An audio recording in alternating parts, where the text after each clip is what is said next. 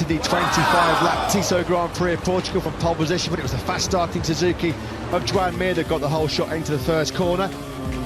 Fabio Quartararo also made an excellent start from the second row. He was quickly up into the early podium places.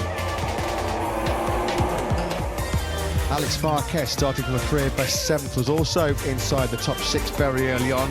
Quartararo, though, took the lead early from Joan Mir, and from that moment on was the Frenchman, the world champion, was totally dominant. Jorge Martin crashed out early on at turn 13. Third DNF in the opening 5 Grand Prix for the former Moto3 world champion. Marc Marquez's challenge never really got going as he started from 9th place. He was to recover to 6th after a great battle with his brother Alex Marquez. Alex Rins was one of the superstars of race day here in Portimao. This was one of his several big battles, coming from 23rd to 4th. This was the key moment when Enea Bastianini lost the lead in the World Championship.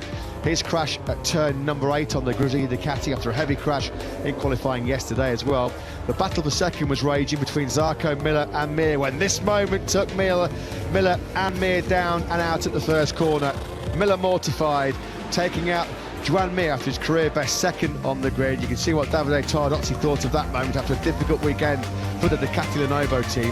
A heroic ride into the top 10 for Pecco Bagnaia, despite that late contact with Repsol Honda's Pol Espargaro. Bagnaia, the Italian, came from last on the grid with a painful right shoulder after yesterday. He took 8th, but Fabio Quartararo, the reigning world champion, Quartararo in a class of his own, his first win of the season, his first win since Silverstone last August. Zarco and Alex Espargaro found themselves on the podium, but it was Fabio Quartararo, P1 in the race here in Portugal.